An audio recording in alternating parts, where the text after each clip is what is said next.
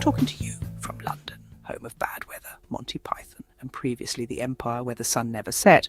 But unfortunately, or fortunately, if you were a colony, has well and truly set, if you don't count the offshore money empire in the Cayman Islands.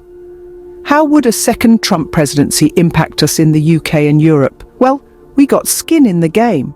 The UK has long been an offshore state of the US in many aspects, our only real use to America being our offshore money empire and money laundering systems in the City of London. What happens in the US impacts us, even though we don't get a vote. The American private equity model is becoming the bedrock of the UK economy, driving down wages and reducing the quality of life, and in the NHS and care home sector, the quality of death. All I can do is rant about it like a demented speaker on Hyde Park Corner.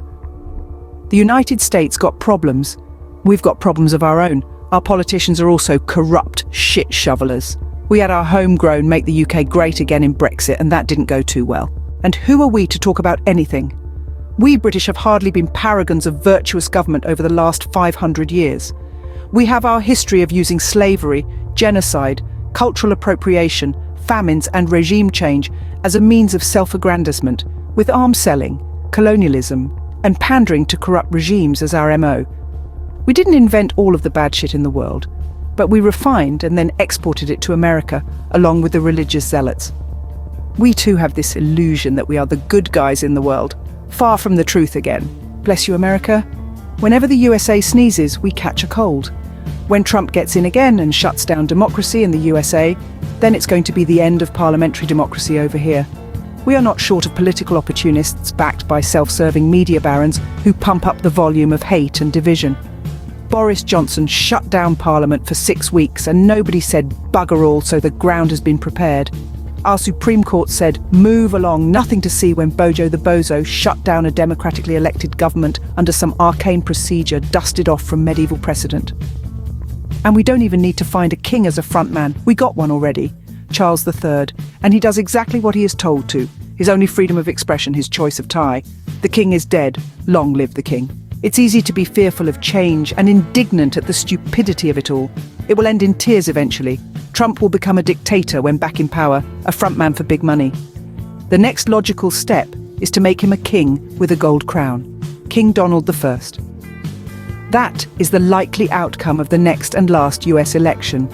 But dictators usually end badly, unless you're Joseph Stalin, who died of natural causes, or Putin, who will probably survive Armageddon.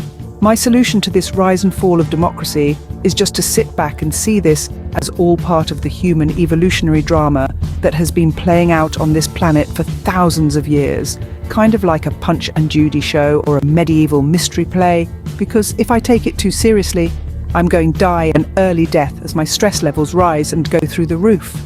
The revolution will be streamed on the social media. I might even become a Buddhist and retreat to a remote island monastery to develop a sense of detachment. I will wait this one out in a windswept place with more sheep than people. 2025 is going to be a shit show, the first year of King Donald first. The stock market's going to love it. A good time to invest because the faithful will be rewarded. And who needs democracy anyway? If Trump succumbs to dementia, we can always lend our American friends our king, or maybe Harry. King Harry and Queen Meghan. That might work, sponsored by Netflix. The Crown USA. Make America a kingdom again. Come to think, King George was mad too. God, how I love America.